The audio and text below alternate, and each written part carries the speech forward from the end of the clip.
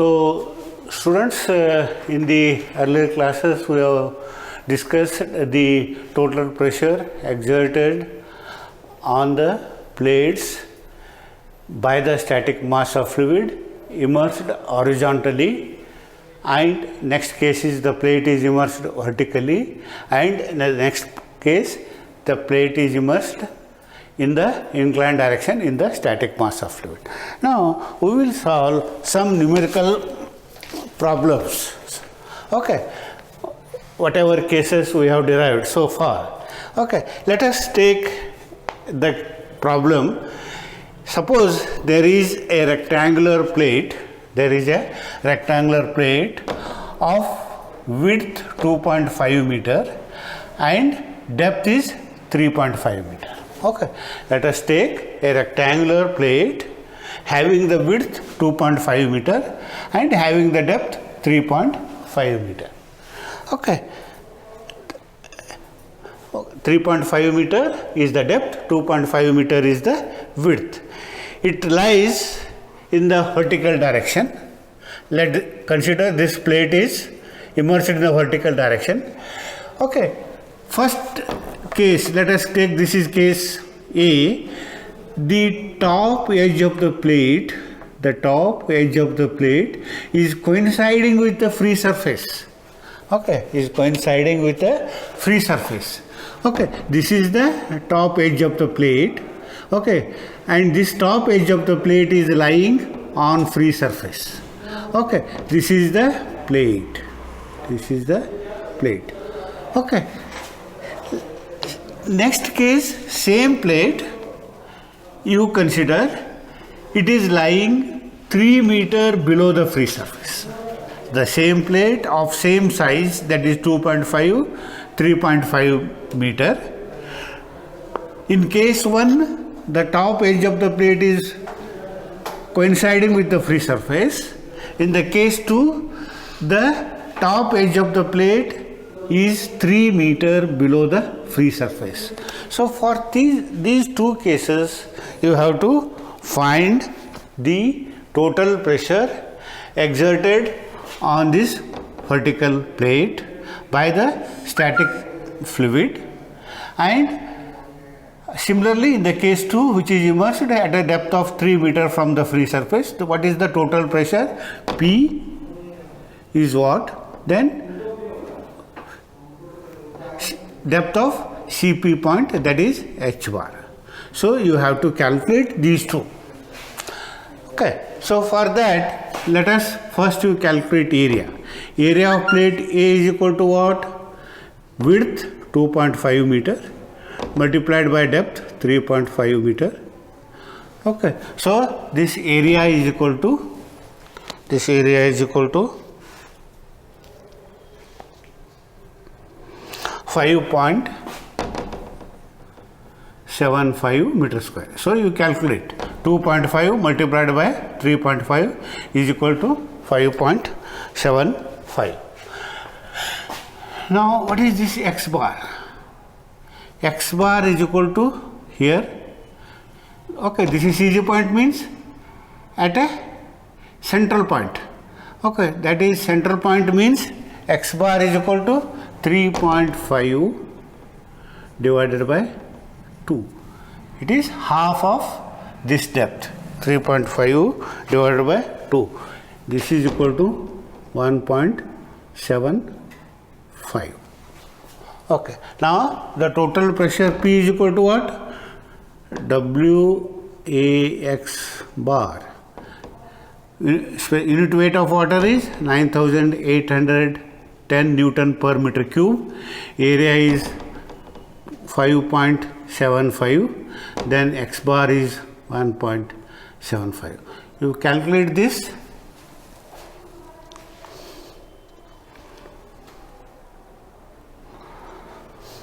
So this you will get 150,215.63 Newton. Okay, or 15 kilonewton. Then center of pressure H bar we have derived this equation. H bar is equal to x bar plus Ig divided by Ax bar divided by Ax bar.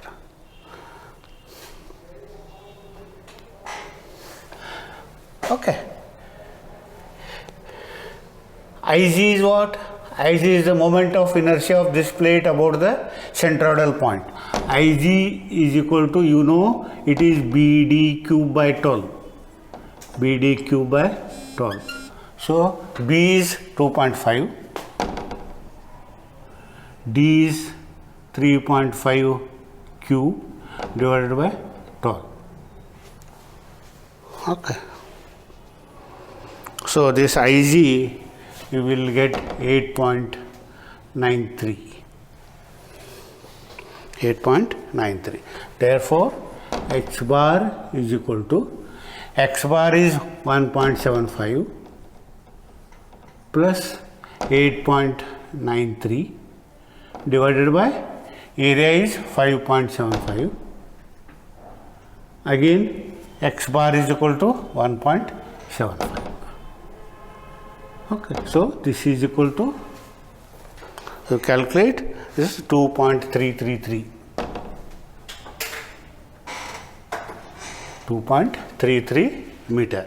See now, you compare this value and this value. From these two, X bar, H bar, from these two also, it is very clear that the total force exerted on any plates or on inclined plate or on vertical plate, if it is immersed in the stationary fluid, the total pressure is not going to act at the centroidal point, but it acts just below the centroidal point. That is, see, this is the point of application of total pressure P. So this total pressure P is going to act on the point H bar, not on the point X bar.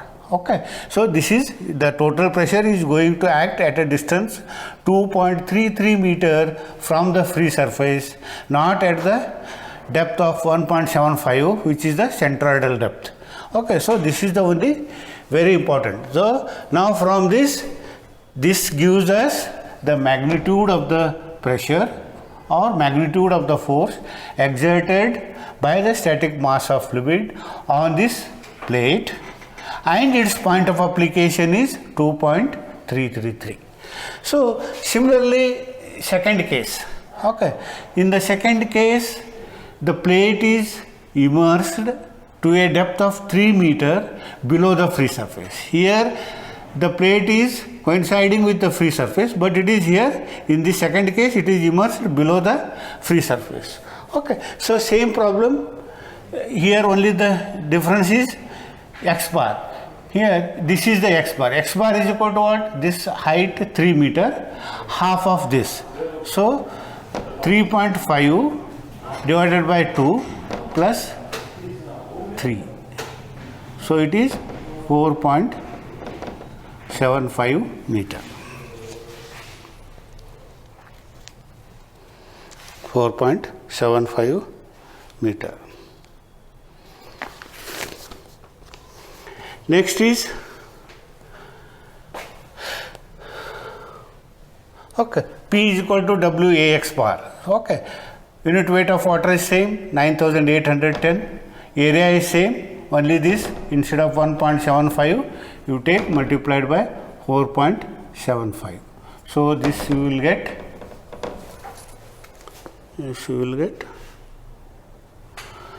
407728.13 Newton. Okay.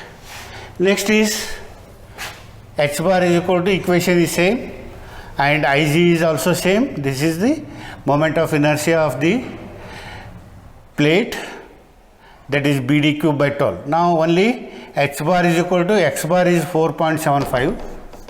This is 4.75 and this Ig is again 8.93, area is 5.75, x bar is 4.75. So this you are getting 4 point. This is example 1. Example 2.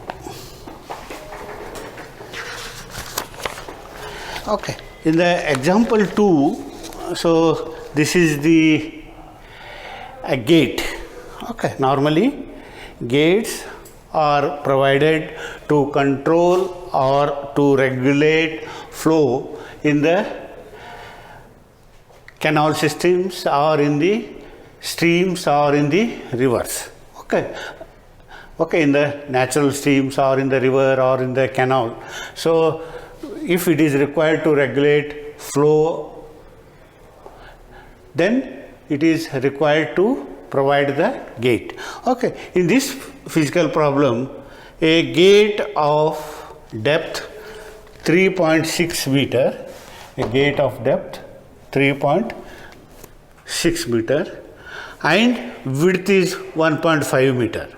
A gate of 3.6 meter, width 1.5 meter. So area A is equal to 3.6 into 1.5. Okay, 3.6 into 1.5, that is 5.4 meter square. Okay. Now, so Mn is the height of the gate. Okay, Mn is the height of the gate, which is 3.6 meter. Is vertical and is hinged at point 1.5. Okay, this vertical height is hinged at the point 1.5 from the top of the gate. So this is the top of the gate. This is the wall. Okay, this is the wall. This is the only gate.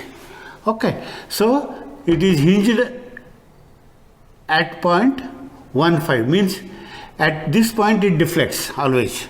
Okay, so this is a hinged at point 1.5 meter below the center of gravity of the center of. Okay, this is the center of gravity, CG point. Okay, this hinge is just below the 0.15 meter. Okay, anyhow this problem we are uploading. Okay, you just read it, and is hinged at 0.15 meter below the center of gravity of the gate. The total depth of water, so this is the free surface. The total depth of water is 6 meter. 6 meter. What is the horizontal force must be applied at the bottom? So this is the horizontal force applied at the bottom. So you have to calculate what is the force required to avoid the deflection of this gate about the hinge point because of the total pressure exerted by this mass of fluid. So this problem is very, very simple. Okay, so now what is the problem? The problem is, because this is the gate and this is hinged at a point 1.5 meter below the CG point. Okay, because of the total force exerted by this static mass of fluid which is going to store at the upstream side of the gate, because of that force this gate is going to deflect about the hinge point. Okay, to avoid this we require to apply some force at the bottom of the gate. Okay, the question is, what is this force F? What is this force F? Okay, the problem is very simple. Again, you can use the same equations. P is equal to, we have WAX bar. P is equal to WAX bar. So X bar is equal to what here? X bar is equal to 6 minus 3.6 divided by 2. Okay, so from the free surface. So X bar is equal to total height minus 3.6 by 2. So this you calculate. X bar is equal to 4.2 meter. It is 4.2 meter. So P is equal to 9,810 10 multiplied by 5.4 and multiplied by 4.2. So this is the magnitude of the force P, this P. Okay, so this you will get around 490.8 Newton. And where it acts, okay, that is very important. It acts at the CP point, not at the CG point. Okay, so H bar you can calculate. H bar is equal to what? Again from this equation, X bar plus Ig divided by Ax bar. Ig Ax bar. So what is the moment of inertia? Ig, it is again BD cube by 12. BD cube by 12. So it is 2.5 is the width of the gate. Okay, 1.5 is the width of the gate. 3.6 meter is the depth. So 1.5, 3.6 raised to 3 divided by 12. So Ig is equal to 5.832. 5.832. So therefore H bar is equal to X bar 4.2 plus Ig 5.832 divided by area 5.4, X bar 4.2 square. Sorry, 4.2. Therefore, H bar is equal to this, you will get 4.657 meter. 4.657 meter from the free surface. Okay, the point of application of this P is 4.657 meter. Okay, now again you can use the equilibrium condition. Equilibrium condition means we are interested to calculate the magnitude of force F, magnitude of the force F. Okay, magnitude of the force F, which is acting at the bottom of the gate. Okay, why this force is required? To keep this gate under the equilibrium condition. Okay, if this force is not there, because of P, this gate deflects about the hinge point. So now from the equilibrium principle, you take the moments of these two forces about the free surface. Take the moments of these two forces or about the hinge point. You can take either free surface or hinge point. Okay, let us write taking the moment about the hinge point. So P multiplied by 0.15, P multiplied by 0.15, and this is the anti-clockwise moment. Okay, F, okay, multiplied by this perpendicular distance, that is the hinge point. This perpendicular distance you can calculate. Okay, this is the this is 0.15, you know, this H bar you know. Okay, hinge point you know, that is X bar plus 0.15. Okay, so you know this perpendicular distance. So you calculate the moment of these two forces P and F, taking moment of P about the hinge point and taking the moment of F about the hinge point, equating, because you have one equation and one unknown. Unknown is F. So calculate F. Okay, so that F you are getting about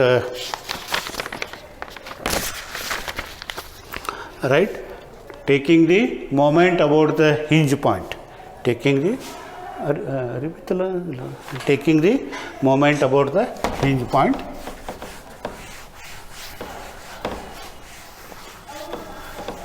taking the right, taking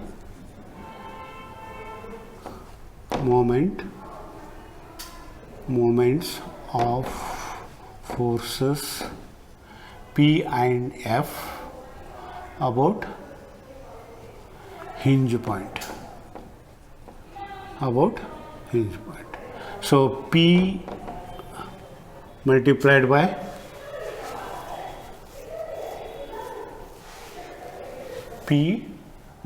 by this distance, that is 3.6 divided by 2 into minus 0.15. So that is 0.257 minus 0.15. This is equal to F. F is equal to F multiplied by 1.8 minus 0.15. So P is known. You substitute the value of P and calculate F. F is equal to 14428.14. Okay. Anyhow, the notes we are going to upload in the Google Classroom. You please refer. So only important point in this problem is first you calculate P. Okay. Then F is unknown. So these two forces are acting in the opposite direction. Okay, to keep this plate or this gate under the equilibrium condition. So what is the force required here? F. So take the moments of these two forces about the hinge point. So P multiplied by this distance, and it is anti-clockwise moment, and this F multiplied by this perpendicular distance, and it is a clockwise moment. Equate these two moments, so you are getting F. Okay. In the next class we will discuss on the curved surfaces. Okay, and we are also going to upload these notes. Please you refer the notes.